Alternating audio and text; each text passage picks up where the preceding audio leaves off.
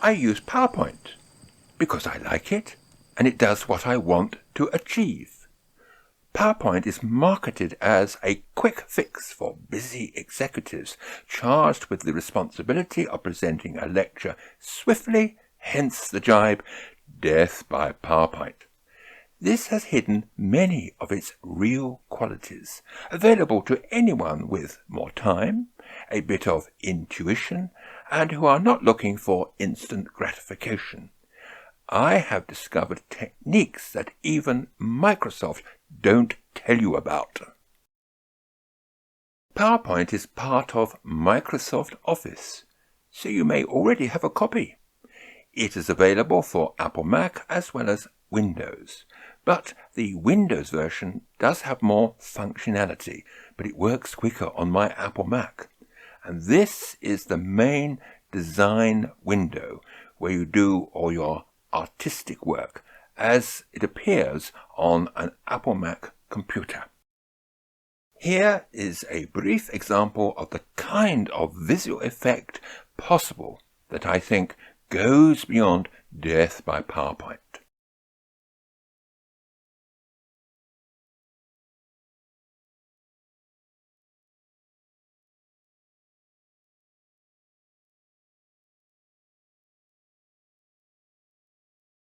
Presentation programs like PowerPoint used for AV production offer a bewildering choice of visual changes between images.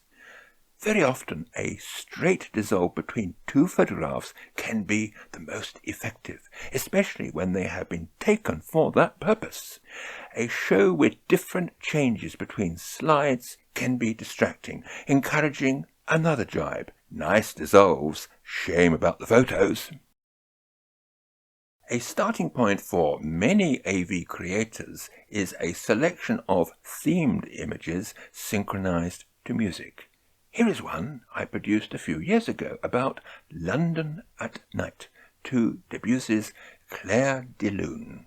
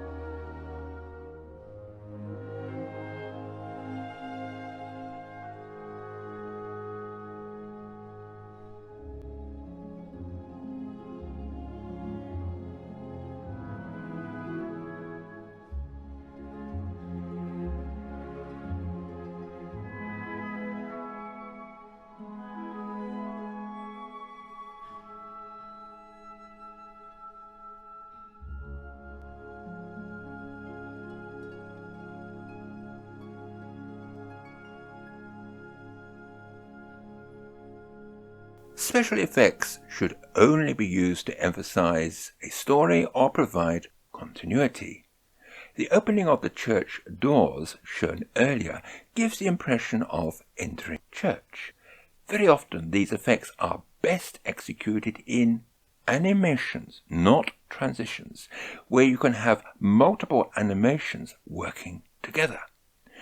The church doors were cut away in Adobe Photoshop, replaced in Register, and animated using swivel and fade simultaneously. Then the church wall moves towards the viewer using grow and fade out simultaneously to reveal the church interior, taken specially from the other side of the door. Sound is just as important in audiovisual. I write my own scripts and record them in a small room with everything set up on a bed, the duvet and the blankets softening my voice. It is recorded in double mono, not stereo, for clarity, and I speak across the microphone, not into it, to the soft furnishings. Teddy, by the way, checks my grammar. I use Audacity, a free-to-use software, to clean up the recording and remove any extraneous noises. I do not mix any other sounds with my voice in Audacity. That is best done in PowerPoint. There are several channels offering free music, and that include YouTube. If you get caught when uploading a program to YouTube, this is the type of message you receive. With video becoming a feature of many cameras primarily intended for still photography, video should now be considered as an important part of production. They also record sound.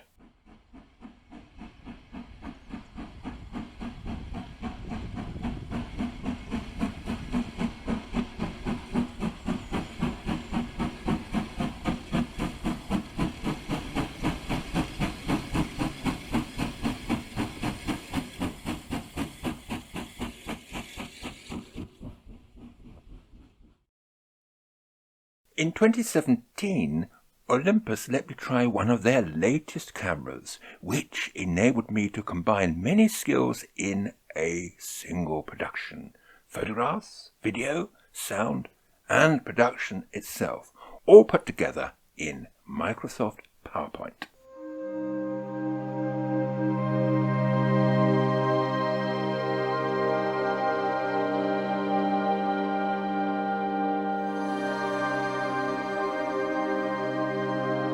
Prior to its official UK release, Olympus very kindly loaned their latest OMD digital camera, the EM10 Mark III, the entry-level model. It has many features normally expected in the Pro model, including 5-axis image stabilization and 4K video. It is with these features in mind that I paid a visit to the Bluebell Heritage Steam Railway in Sussex, where the use of a tripod is undesirable and of course an ideal subject for movement. In recent years, it has become increasingly noticeable that cameras today offer the dual role of not only high-quality still images, but video as well. One of the first heritage railways to carry passengers, the line that used to run from East Grinstead to Lewes, was closed in 1955 before the Beeching Acts. It is now privately owned, and today the Bluebell Railway runs 11 miles from East Grinstead as far as Sheffield Park, also famous for its spectacular landscape garden in the care of the National Trust. Incidentally, this shot of the garden was taken last winter with the EM1 Mark I camera. In addition to photographing trains in motion, the architecture of several stations are worthy subjects for photography. Horsted Canes, situated about halfway on the route, is a fine example of 1920s Southern Railway architecture and often used for TV dramas such as Downton Abbey, Poirot and Foyle's War. If a snack is required on your travels, the buffet on Platform 2 is recommended, but as a break of journey is likely to be of 2 hours before the next scheduled service, take a short stroll to an overbridge on a public footpath north of the station. This is an excellent viewpoint for trains leaving the station and probably your service on its return journey, so you have plenty of time for a leisurely return to the buffet for another drink. I like to stand directly over where the engine passes, and the sound is recorded by the camera without any accessories.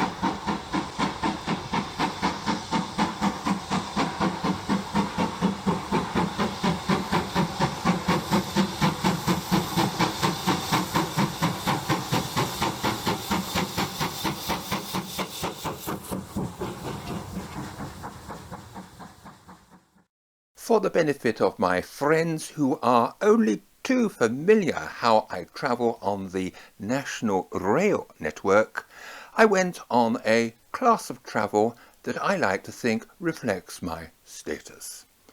It was certainly comfortable, possibly more so than today's Great Western or Virgin, and as I was the only person occupying the compartment, I decided to stretch my weary limbs after removing my shoes. Anyone heard of the Happy Feet Ballet?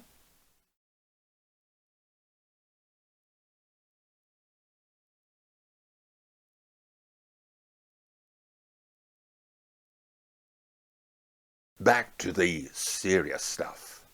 Normally I spot meter, but as there is more movement with trains than landscapes, I switched the metering to center-weighted and used program. I started with ESP, but found a lack of control with a constantly changing subject. However, the electronic finder is wonderful for evaluating exposure, and in order to avoid unintentionally overexposed highlights, I moved the exposure compensation dial to minus 0.7. I relied on autofocus, and that performed faultlessly.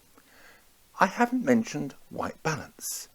I never use auto because it could be doing anything, and sometimes the wrong thing, producing unintentional color casts.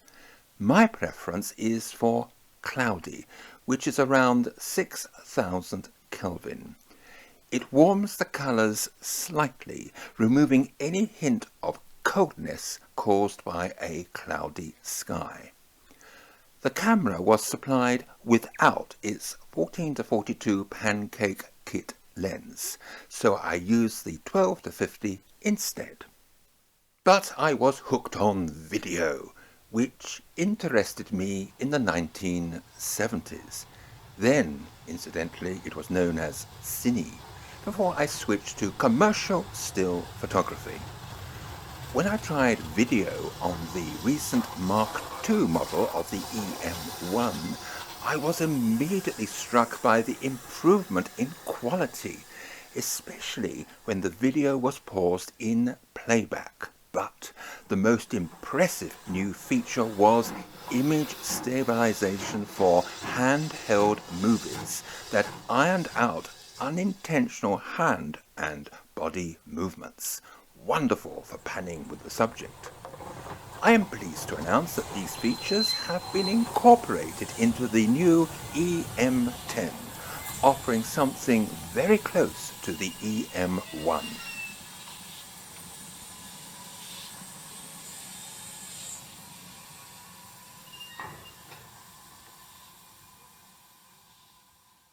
Fortunately, I saved my images to JPEG as well as RAW. The RAW images could be viewed on Olympus Viewer, but not Lightroom or Photoshop, as the patch was not available in early September. Therefore, I have used the JPEG images for this production, which can still be corrected and adjusted in Lightroom. Production is in PowerPoint, hopefully not death by, then converted to an MP4 file for YouTube. It was great fun using the new EM10 Mark III, and whilst my professional loyalties are still with the current EM1, I am sure it will find an audience for a more casual market and for whom cost is a major consideration. Having said that, I found its small size excelled in discreet and candid photography, and when not in use, could be slipped out of sight into my pocket.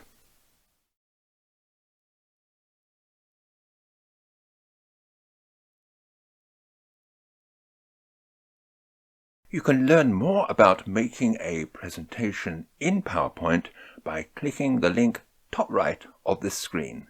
That program and this one were all created in Microsoft PowerPoint and then converted to an MP4 file for uploading to YouTube.